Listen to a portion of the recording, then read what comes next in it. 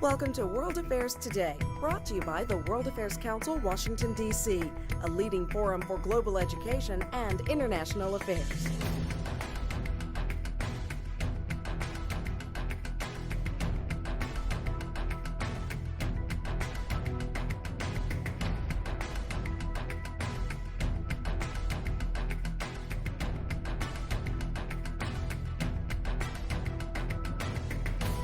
My name is Tony Cully Foster. I have the honor of being President and CEO of the World Affairs Council, Washington, D.C. On behalf of the Council, I welcome all of you to this author series. The World Affairs Council D.C. is a nonprofit and nonpartisan organization dedicated to facilitating collaboration throughout the global education and international affairs community. We do this by developing informed geopolitical insights and critical thinking with a global perspective, and providing programs to educate, enlighten, and empower students, educators, professionals, the American public, and the international community. I want to thank our strategic partners at the Ronald Reagan Building, International Trade Center, for their wonderful hospitality and the provision of this beautiful venue to hold all of our public programs.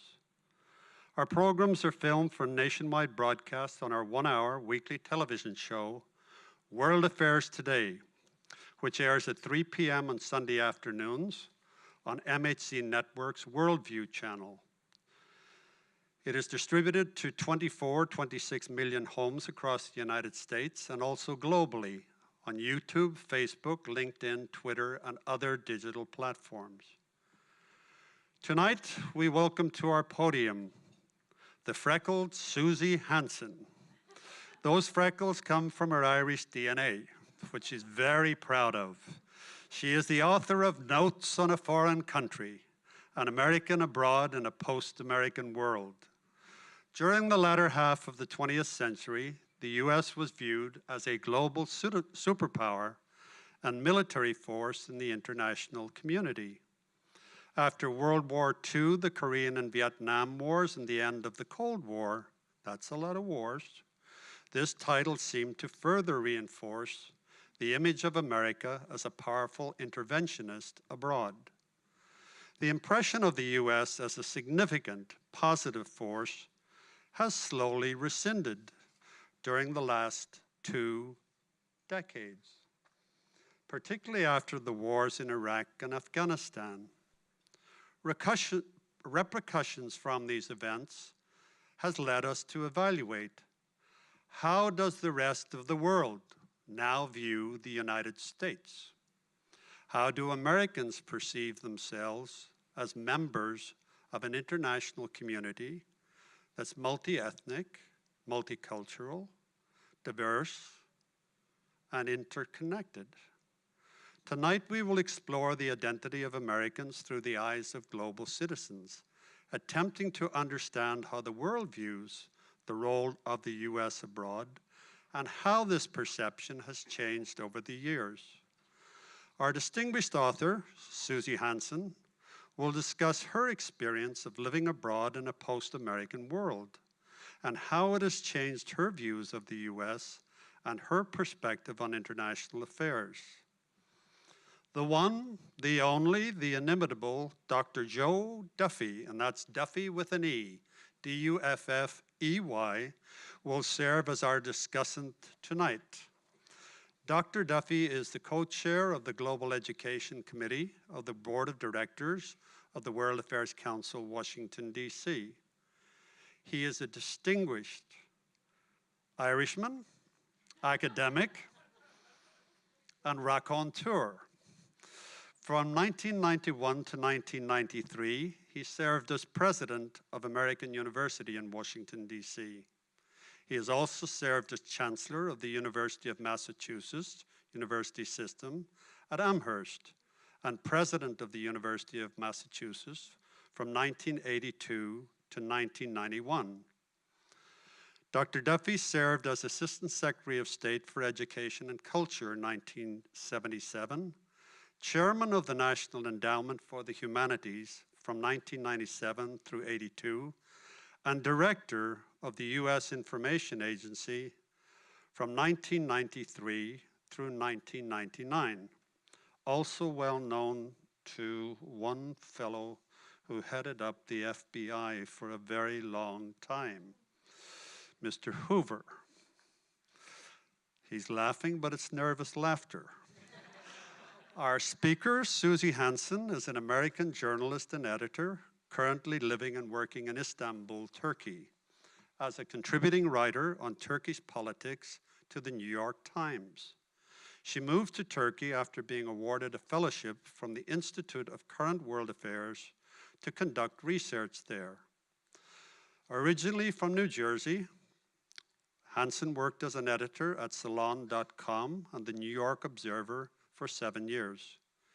She has also written elegantly about foreign affairs for many publications, such as the London Review of Books, Vogue, Gentleman's Quarterly, Bloomberg Businessweek, the New York Review of Books, The Baffler, and the New Republic and Book Forum. Notes on a Foreign Country is Suzie Hansen's first book. I've read it.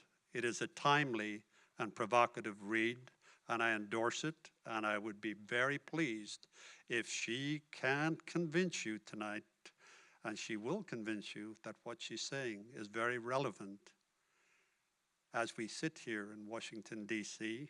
on September 25th. So it's my great pleasure to introduce Suzie Hansen to our World Affairs Council podium. Thank you.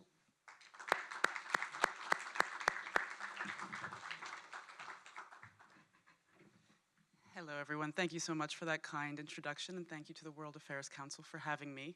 I should also say that I'm also very proud of my Italian heritage, in addition to my Irish heritage, and my Danish heritage, and my many other heritages, as a real American.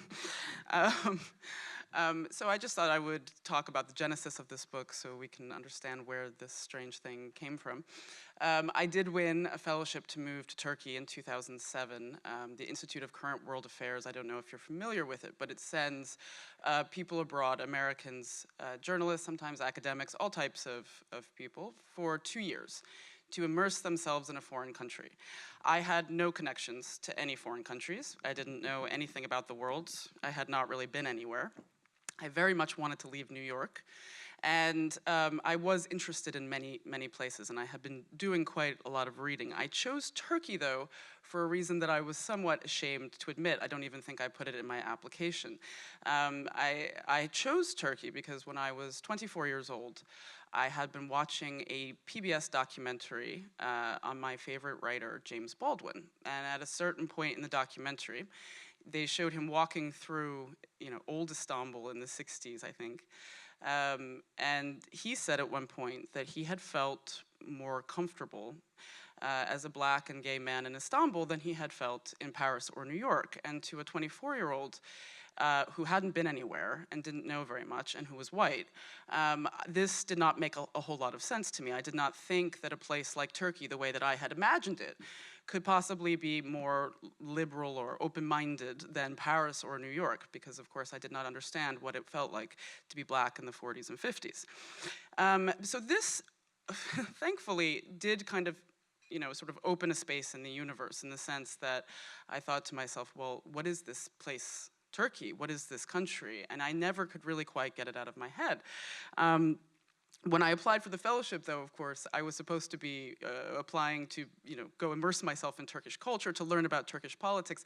It was not supposed to be because I wanted to learn about an American writer. But what happened when I got there was that I realized, and I fell in love with Turkey and became very interested in every aspect of it. But what I found was that Baldwin had actually done these very interesting interviews with Turkish journalists.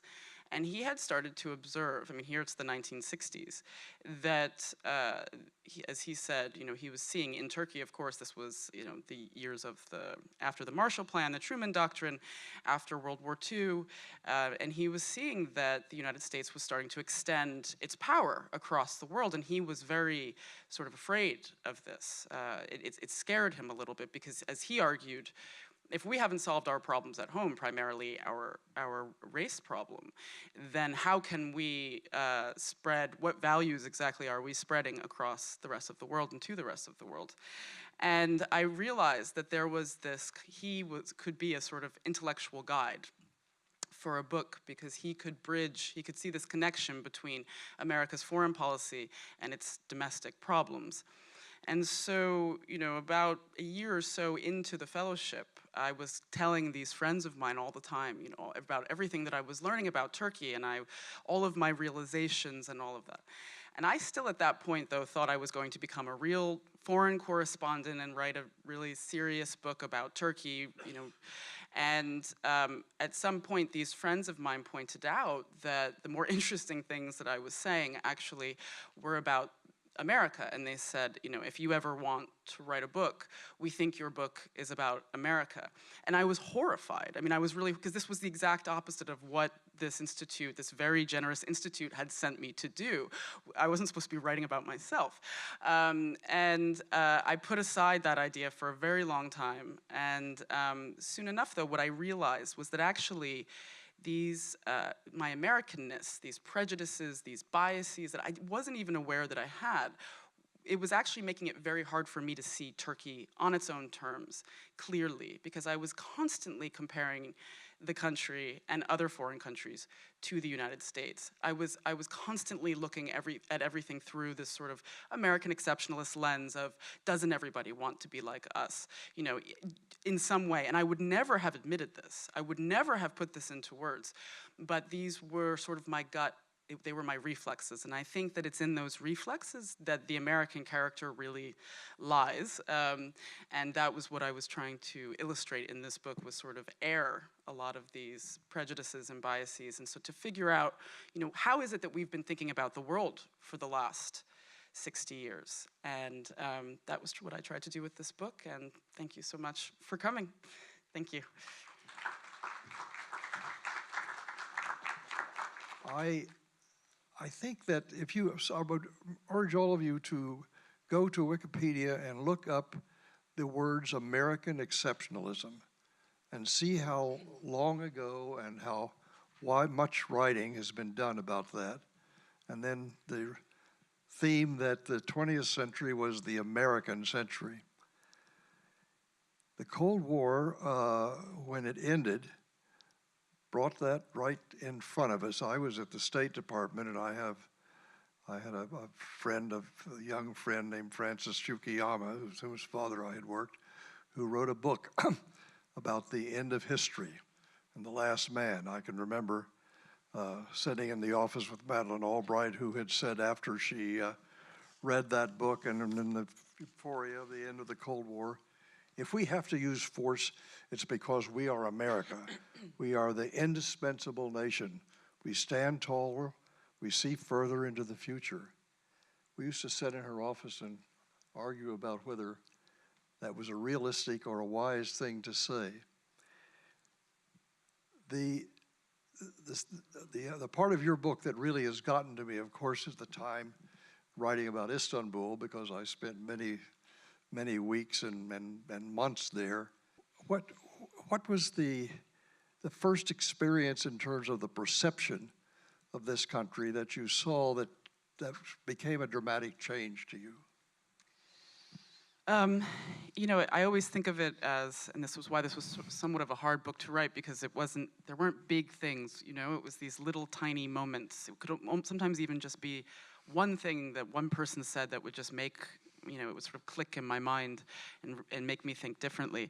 But there was a big one when I was talking with a Turkish friend of mine, and she just told me that on September 11th, some people who she had spoken to had been happy. And I think that it wasn't that I had never heard that before, although I think that for the most part, I think that people expressed incredible grief on that day.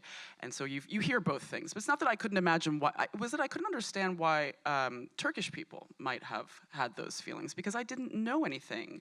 I mean, here I was, I had come to this country, I was going to write about it.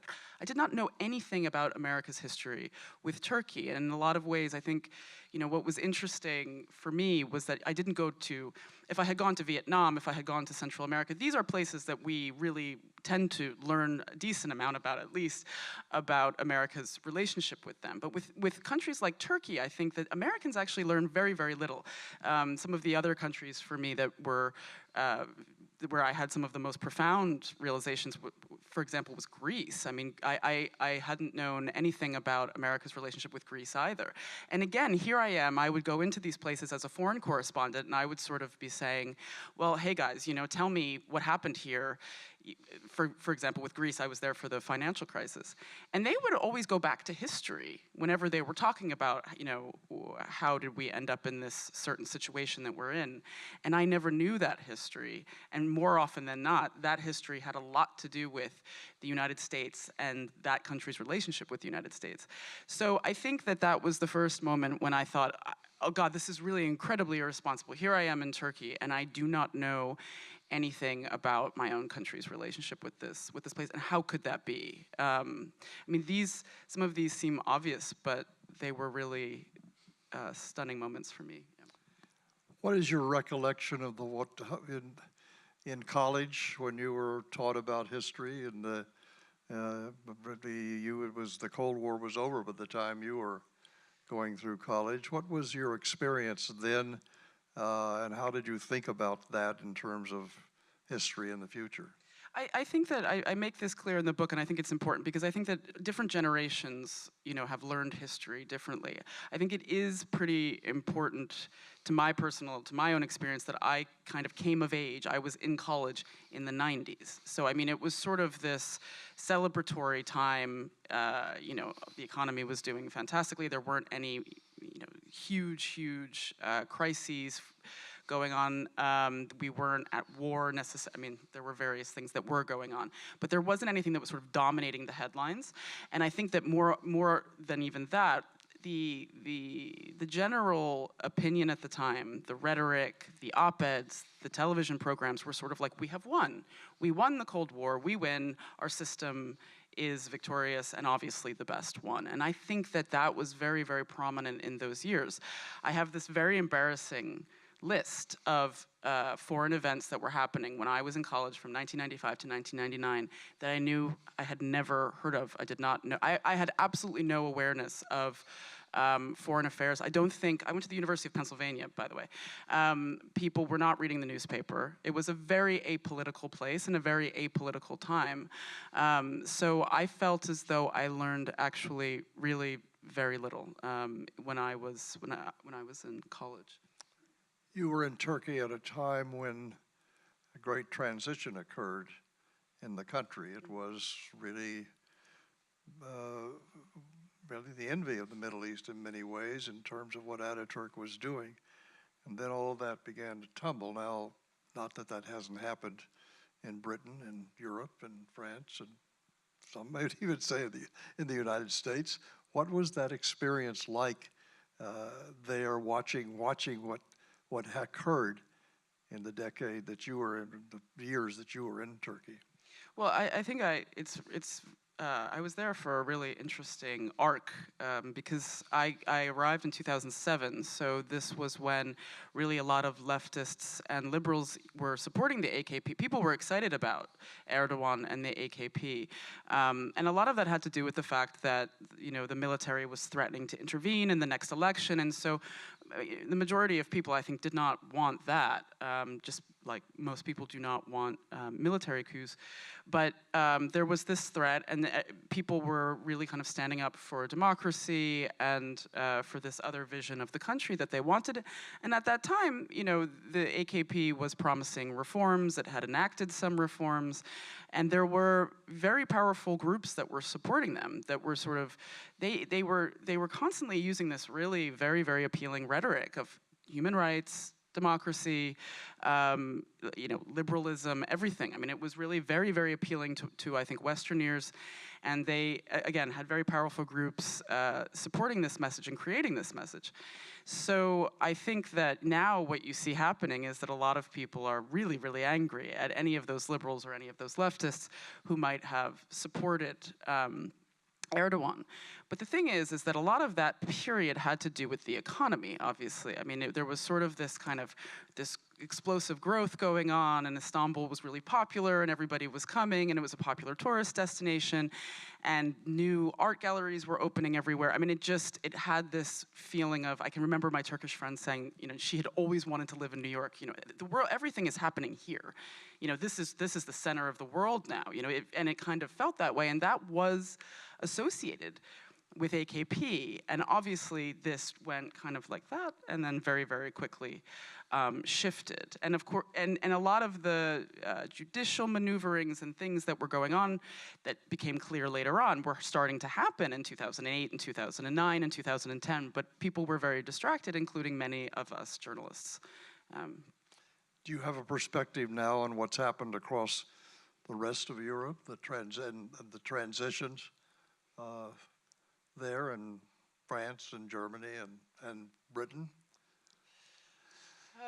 I think that, like everyone, I'm just completely, I was very surprised and sort of taken by surprise by everything that has happened in the last 2-3 years. I think that, with Erdogan, it's different. Sometimes he's kind of seen as part of this nationalist trend, but I think that it's kind of a different evolution in Turkey. But I think that, from the point of view in Turkey, I can say that we saw this. We were seeing the refugee crisis unfolding in Turkey, very, very, very early on, and I think that we could also maybe see that there was going to be this incredible backlash against these millions of people who were going to be coming through into Europe. So I think that it maybe was slightly less surprising for that reason, but. I think that for whatever reason, the refugee crisis, it didn't really grab the media's attention until people started throwing themselves into the Aegean and trying to cross into Greece. But it had been there for a very, very long time before that, and it had been clear that it was going to cause a massive, massive problem for Europe as well. Thinking about the United States in the last year and a half, do you have any reflections on what you've observed or learned with respect to what we're going through in this country? Well, I talk quite a bit in this book about being a white American. I think that it became very clear to me when I was abroad, and this is partially because Baldwin had such a huge influence on me, that there was this link between sort of empire and whiteness. I mean, and this is obviously nothing new, but I think that what I was not surprised by with Trump was simply that I had seen in the community that I had grown up in, or perhaps in my own family, that September 11th was a real humiliation for some people, and I think it's always going to be a humiliation for the people who are used to being the most powerful people in the country, and so that would be in ours, white men, and I think that in a lot of ways that fear, that humiliation, that anger has been building for a very long time, and it was kind of shoved aside for a while, and then it was brought out again when President Obama was in office, because this was, I think, for a lot of these same people, some kind of humiliation. And I think that what we haven't talked about enough is this link between the fact that it's not just these domestic problems that have contributed to the rise of Trump. I think that it is also the perception that we're losing power in the world. This is very threatening to people. It's very threatening to people's identities. And I think one of the things that was most interesting to me was recognizing that because we're not conscious of being part of an empire, we don't really think about how that might have produced our individual identities, and that a lot of people have gained their confidence and their esteem from the notion that they were the most powerful people in the world, that the country was the best, that it was the most prosperous, that it was the most successful. And when that starts to wane, or when that starts to feel threatened, I think that a lot of very confused emotions can be unleashed. And so unless we start to talk about this longer history, we're not really going to understand what we're going through at this current very messy moment. When Henry Kissinger went to China to prepare for the Nixon visit, he has told some of us that he had an insight that's changed his whole life, which was that cultures and civilizations rise and fall. He said we can only look back about 200 years. We can't quite see that. Do you have that feeling about what you have experienced with Turkey and what you've looked at in terms of the rest of the world, that there is an ebb and a flow, a rise and a fall? Well, certainly living in Turkey, you would be conscious of that because it had once been an empire. I think that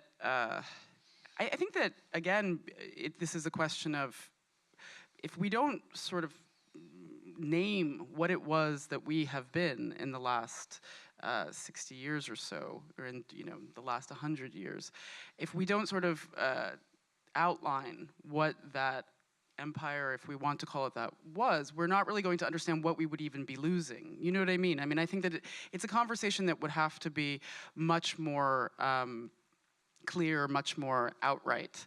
And I think that we don't really have those discussions because we feel very, very cut off from a lot of our experiences abroad, or our influence abroad, or things that have happened between the US and various foreign countries. So I think that that's why it kind of contributes to this confusion. But the idea that, that all cultures rise and fall, all societies sort of rise and fall, I think that this is somewhat incomprehensible to Americans about America, because I think that it did feel like we were, as you were talking about Fukuyama, the end of history. This was the end of the evolutionary spectrum. This is the end point. Everybody is kind of going in this direction and wants to be like us, so to speak. And so this idea that there would be a reversal, I think, is virtually incomprehensible to many, many people. I think it was never even considered. But I think, again, because we see ourselves as so exceptional. We see this as a different scenario. We're not like Britain. We're not like France, Do you know what I mean? Well, we'll see what our friends here have to say in terms of questions and comments. But I want to make one other comment of appreciation for what you've done with bringing back to us the work of James Baldwin. I was in Paris living on Ile Saint-Louis when Baldwin and a number of other African-American writers gathered there in the late 60s and 70s, and we became acquainted. And after time, I persuaded him to come to the University of Massachusetts and join our faculty. And I believe he's one of the most unappreciated and discovered writers. How did you stumble on that? And you've done a great job in bringing back to us the work that this man has done. Well, as we were talking about before, I mean, he's had quite a resurgence in the last few years because there was the documentary, and I think the work of a lot of other contemporary writers there's a lot of references to him. And it's interesting because he's just so appropriate for this moment. When you read him, it's as if, I mean, I always thought of him as a prophet anyway, but it's really as if he predicted all of this. But this is... a lot of my book is about ignorance and education in a way. It's sort of what does ignorance mean? What does it mean to be sophisticated? What does it mean to be educated? But I became interested in civil rights history in college. So I was in the library, and I was taking a course on the American South, and I came across a passage, and I think it was like an academic essay or something. And in this academic essay, the historian was basically saying that Black Americans and white Americans had defined their identities against one another, that these identities had evolved in tandem, but against one another. And I think to my 19-year-old self, this was, again, this very surprising notion, because I had not known, I mean, really what they were saying was that white people had defined themselves against their ideas of Black people. And this all came as such a surprise to me that I felt as though, I think it was the first time I realized I did not know anything about myself. I did not know anything about this concept of white identity, because if you grow up in an all-white town and you're not exposed to basically anything, you're not even conscious of the fact that you're white. In a way, you're just you. You know what I mean? I explain this much better in the book. But so I think that, you know, this was one of the first times that I had this realization, and I was angry. I was actually furious because it felt as if there was some extremely, extremely important piece of knowledge. And I think that the failure to sort of educate Americans in general about this long and very tangled history is something that I think a lot of people are actually angry about, because we don't know really what does it mean to be American, you know, what does it not mean to be American. But eventually, so I became interested in civil rights history. I started reading, many more African American writers, and then one day I was at the Strand in New York. If you're familiar, they have, you know, the amazing old books section, and this is true. I bought No Name in the Street because I liked the cover, and it was a first edition. I had never read James Baldwin before. It's really embarrassing to admit all these things, by the way, but I had never, you know, I probably had heard of him, but I had never read him. I loved the cover. It was a gorgeous first edition, and I bought it. And I do think it really changed my life reading. That was the first one. It was, and then at Giovanni's Room, and then The Fire next time, and I felt almost like, you know, someone was shaking me. And I think it was, everybody has that one writer that makes your mind change a little bit. You almost feel your brain shifting, and that was what he was for me, because he was the first person to explain to me what it did mean to be white. I think you've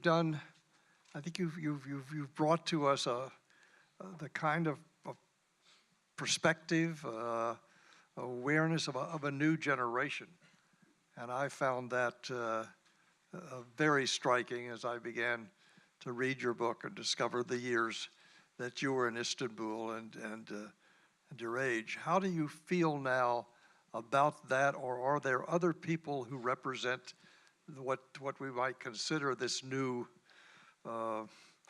way to look at history and this country? I think that it is definitely, there's a large group of young writers. They are much more international in outlook.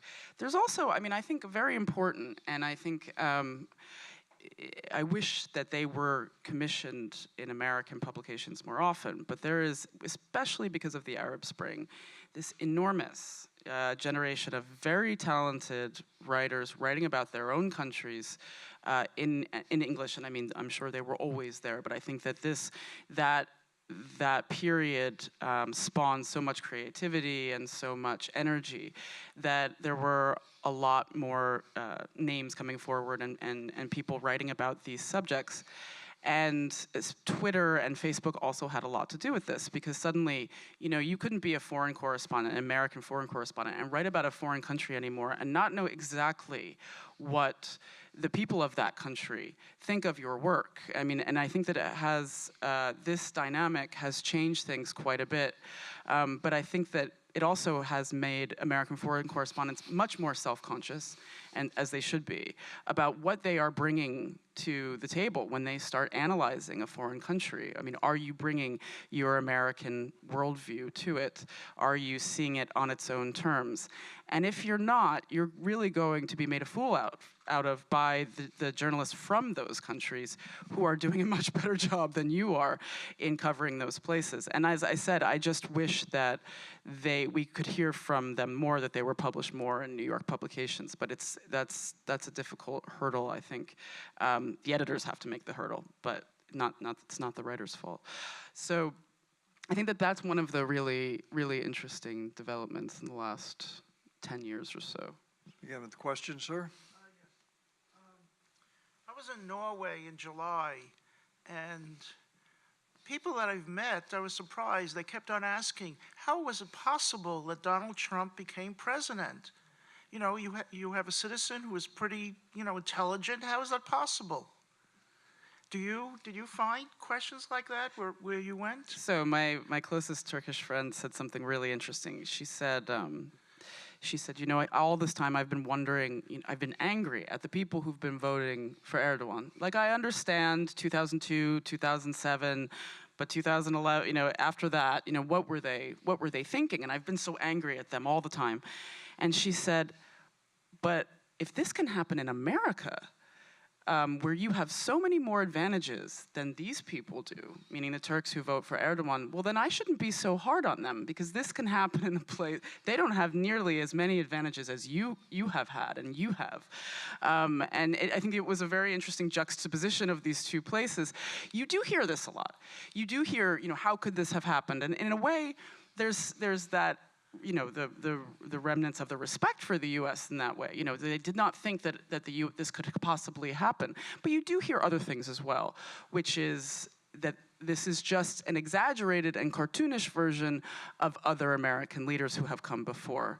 And I think that that's also an interesting thing to think about. So I think that you see both reactions.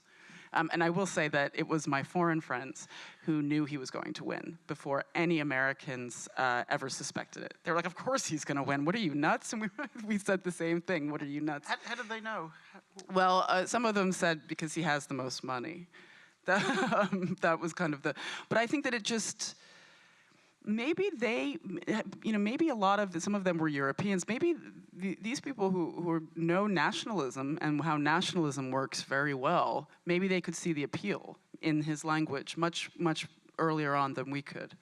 You know, I think that until recently, we never used that word nationalism, which is something I talk about in the book a lot. We always called it patriotism. We never saw it as the same thing as that which existed in Europe or in Turkey or in Russia. I mean, and now all of a sudden we're seeing it's this other thing, and maybe they picked up on that. It's possible. What do you think the U.S. missed about the refugee crisis as it was unfolding over time in Turkey, and what role do you think that American exceptionalism may or may not have played in that, and the way that we treat refugees in America, or have welcomed them or not welcomed them?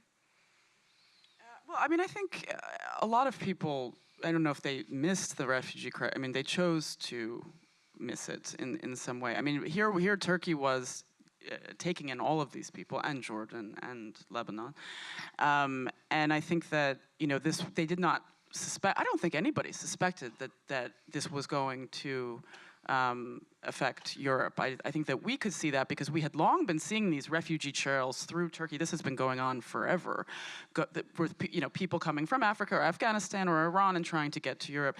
But I don't think anybody really thought that en masse people were going to do that. And I think that's partially because people couldn't even conceive of how desperate they were. I mean, how they really would have done anything.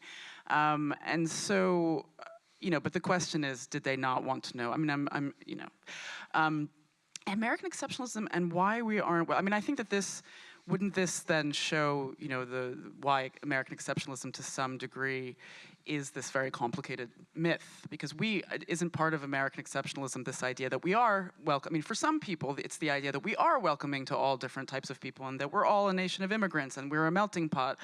And as it turns out, you know, when it comes to Muslims, this is simply not true. And I think that also it might have something to do with the fact that America has long been just so isolated from what has been happening in the Middle East, you know, physically isolated. I mean, so they just don't really feel a sense of responsibility for. I mean, it's extremely interesting when you think about it, since this refugee crisis, to a large degree, is because of the wars in Iraq and Afghanistan, and the idea that we feel no responsibility. It's heinous, but I mean, you know, European nations have been that way over the decades as well. So I think that it might be just a sign that we have to reconsider, you know, who we really are. How do we really think about different societies, different cultures? Yeah. As identity is shifting, I wanted to ask you, what do you think would be a more appropriate attitude or identity that we could have as a nation if we are not number one, everybody? Take a deep breath. So, where humility plays into it. And can you give us a perspective? Maybe it's been through your own process. We could learn how to be more humble, how to think of ourselves as a nation now. Well, I honestly don't know. I mean, I think that this is, one of the only optimistic things that we can think about this ugly time that we're going through right now, which is what could come out of this? What are the new ideas that could come out of this, could be produced from? In a lot of ways, what's happening right now in the U.S. was a long time coming, right? And it's so I think that this could be a very fertile moment for ideas. I don't know who it is that I think someone has to start coming up with, possibilities for that. I don't really know, but I think that first we're probably going to go through this darker period where people withdraw, people want to withdraw, they want to shut people out, they're going to, and I think that also, we have to start to have a conversation about the fact that the last century was this kind of unprecedented time of prosperity. And if we no longer have that, if it's not going to be quite like that, which is something that was kind of extraordinary, and if the American dream is no longer the same dream that it was 50 years ago, okay, we do have to invent a new one. And I think that unfortunately we just don't have anyone really taking that up. But it might not. We might need more time to be angry, Susie, you mentioned that a lot of the backlash and kind of anger and those sentiments against the U.S. now are for their involvement with Iraq and Afghanistan. And at the same time, I hear so often from the heads of NGOs and international or intergovernmental organizations and the like that they want more U.S. engagement, that it's constructive, et cetera.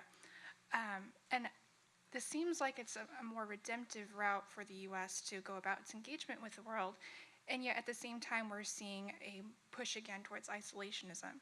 So I'm wondering, in your perspective, what is explaining this, I guess, refusal or movement back from that redemptive route? And in your experience in Turkey, is this a sentiment that's echoed by the wider public or leaders of nonprofits on their own? It really depends on which sort of political group or segment of society that the person is coming from. There would be a lot of people who would say they don't want any intervention whatsoever from the United States in anything, and that meddling in all different areas has just caused problems, and it has kind of interrupted maybe a more natural development in the society of political institutions and various other things. So you're going to hear that for sure. And on the other hand, you're going to also hear, I've heard from some Turkish friends who were very pro-American, and these would be people who probably also were supportive of the invasion of Iraq at the time, and that's not a very large group, but who might be very disappointed that Obama, for example, was not, in their view, not more engaged with Erdogan, not sort of, I don't know what they wanted him to do, but sort of, just be tougher on Erdogan, I guess, and sort of little punishments and rewards and things like that. But I think there was a perception that there was a withdrawal at some point of American involvement, and some people were disappointed about that. You have to think about it. If countries, if foreigners, if various people have been used to the fact that some country is going to be having some effect on their politics, they're going to probably, when it's gone, wonder if there could be some other influence that would be better for them.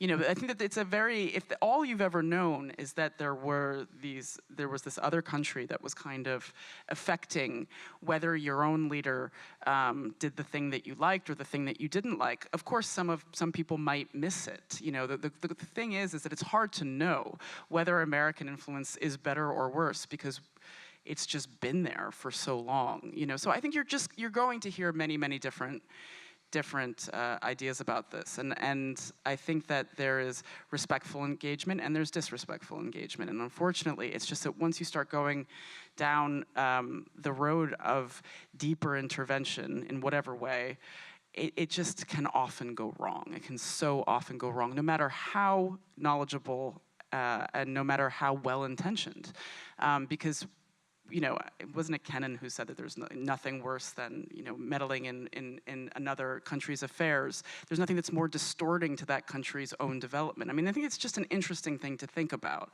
And I think that it's one that we're not always so familiar with or comfortable with, maybe. When you were awarded your fellowship, what were your biggest concerns with living and working in Turkey? Well, I'm asked this all the time. Is it hard working there? Is it hard as a woman working there? I think that I came into it very kind of open-minded, and thought that it was, just a lot of energy and a lot of hard work. Everything was going to be fine. So I don't think that I had a lot of concerns. I didn't know anybody. I basically knew, one or two people, sort of friends of friends. So I think it was, how do I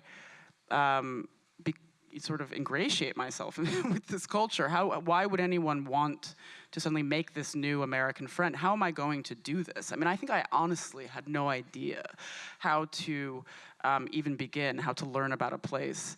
So I think, I don't think I had a lot of fear because I was so excited, but I think that once I got there, it was a rude awakening about how hard this was going to be. It's not an easy, first of all, it's not an easy country to understand in terms of its political history, and it's not necessarily, it is a very warm culture, but it's not necessarily an easy one to sort of penetrate, so to speak. So I think that, after the euphoria wore off, I had a very, very difficult time, actually. It took me a long time to find my footing. And in fact, I didn't really write for publication about Turkey for almost 2 years, 2.5 years. I just did not feel confident doing it. And I don't regret that, but it was a bewildering 2 years. As a nation right now, we are going through the TV series by Ken Burns on the Vietnam War, and looking back very realistically at that particular time, which many of us remember, a sort of a tragic and I think humiliating time. But rather than letting this conversation begin to sound like a Eugene O'Neill play, I want to say something about, and maybe you could just shoot a comment on too, on the hopeful signs that are taking place. The young people in this country who are working on the problems of Islamophobia. That's beginning to happen in many of our universities, who are standing up and responding and looking more seriously at this long curse we have had. Those who are looking at the problems of our economy and the divisions. And I think there are, I suppose the answer is not optimism, but I really think the Queen in World War II was giving us the best advice. Keep calm and carry on. What are the things that give you some hope and brightness about the turns in the future? Well, I agree with you, the young people. I think that what's happening with a lot of these movements in the younger generation, like Black Lives Matter and some others, it has forced this conversation back into the center of American life that really disappeared. It disappeared for a long time. I sometimes wish that it was a little bit more global. But I think that it's important to start with the domestic problems and to be very, very honest about it. There's a different kind of honesty now, and people aren't as afraid to speak about a lot of their suffering, of what's really happening in various parts of the U.S. This is a positive thing. It can only be a positive thing. I think there's also a tremendous amount of energy all across the country, both people who are opposed to the president and a lot of his supporters. The ugly aspects of his supporters. I think that has energized people, has made people much more politically involved. I think that it's something that maybe we will see in the future a lot more participation in elections. It is incredible to think about this election and then also think about how many people did not vote. Which was also so surprising to me when I moved to Turkey. Everybody votes. It's something that they're really proud to do. So hopefully, yeah. I think that think, as I said, I think that this moment had to happen in order to start a different conversation and produce more ideas. And there is something optimistic about that. We don't have to be so pessimistic. So I was just wondering, you've lived in Turkey for like quite a while now, and I was wondering what you find the hardest when you come back to the American culture.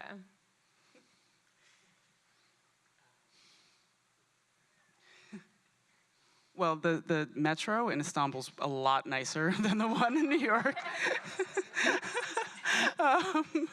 They're in general, the infrastructure in Turkey is fantastic, and here it's starting to have some problems. No, I think that. Yeah, I think that also it's like what I really loved about Turkish culture it is more spontaneous. It is more relaxed. I mean, people are working very hard in Istanbul, and I don't mean to imply that but there's a kind of regimentedness I find to American culture that is a little bit more at ease, and a little bit. But I think that I'm trying to think. This is a really hard question. Yeah, I think that, look, there are certain things that I don't like about the way that Istanbul is, in the sense that people are they're watching you on the street, your neighbors know what you're doing, it's a very, very vigilant place in that way, but I also find it really safe feeling. To me, it's just a very safe feeling city, which is something that people don't always expect me to say for some reason. But there is this warmth on the city streets that comes from the fact that people are watching, people are participating. It's a very kind of busy, lively. I mean, I always think of it as like Jane Jacobs' perfect city, but it's also a kind of involvement in each other's lives that I find to give a sense of security, actually. And maybe it's because I'm a single woman living alone, which again, people think is going to be very, very difficult for me in Istanbul, but which I find it in some ways easier there. So I think that the super individualistic nature of New York, and which is the city I usually come back to, it's a little bit surprising to me sometimes, actually. Yeah. Just a question for you. I know that you consider Istanbul as a home. But this is your home too. So what are you hoping to bring your home with all this experience? Like, if I was a young kid in a college, if I listened to you, I would say, oh my God, pack your stuff, go travel, just go to Turkey, go to France, go to wherever you want to go. But maybe that's not the only solution. What else can you bring here? I don't want to call it a problem or solution here. But we're all talking about awareness in the U.S. now. We're talking about maybe it's quite important if you connected the current events happening here. Yeah. But what do you hope to bring here with your book and all your experiences? Thank you. The reason why there's so many quotes in my book, that I quote from a lot of novelists, academics, historians, and a lot of them are foreigners, which I did deliberately.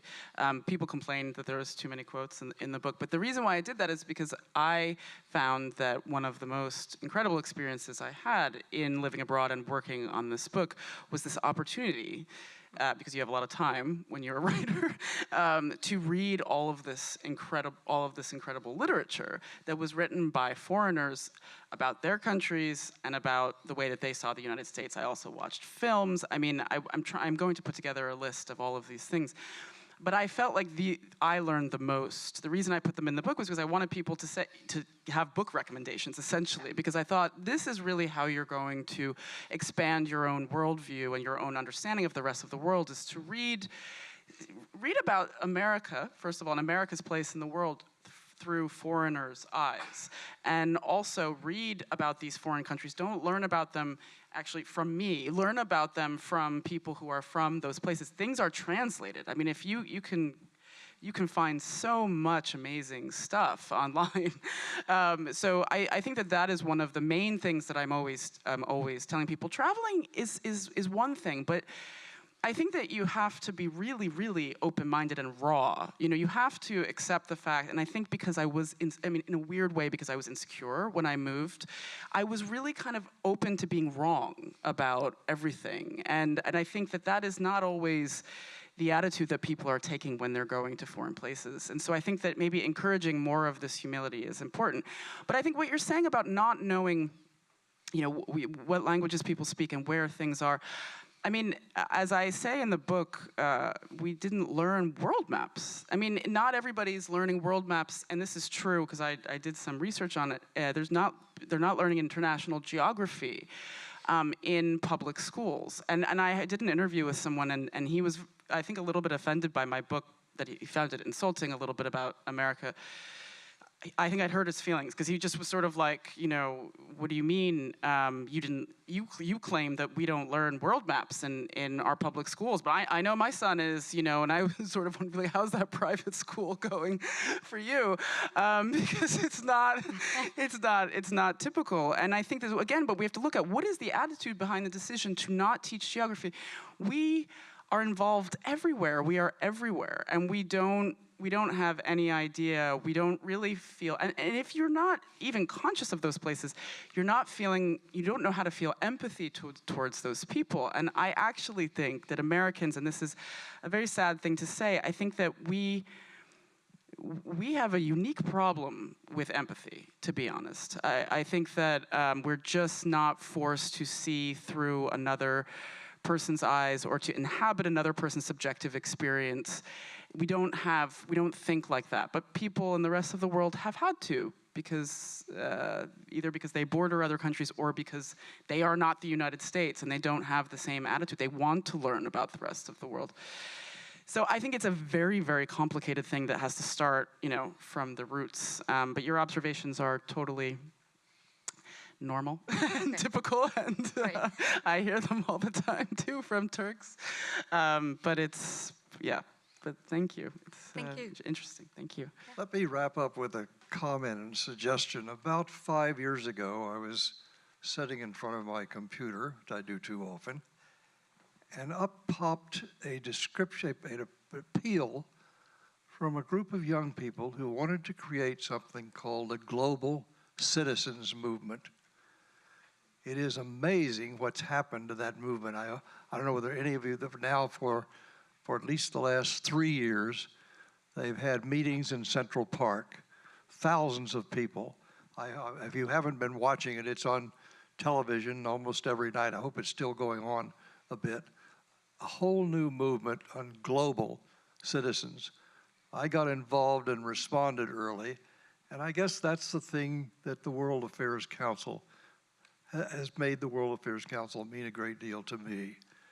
That it is a effort to understand what the world looks like if you live in Turkey or in France, or it's a global perspective, which is what now must be addition to and perhaps replace too much of a narrow provincial perspective.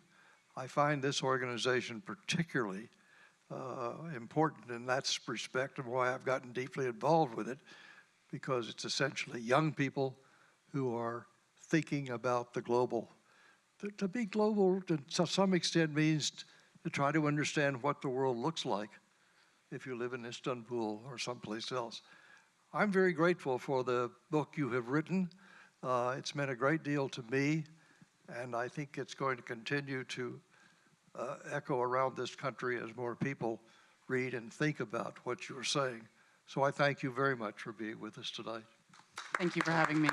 Thank you. Thank you for joining us for World Affairs Today, a production of the World Affairs Council, Washington, D.C.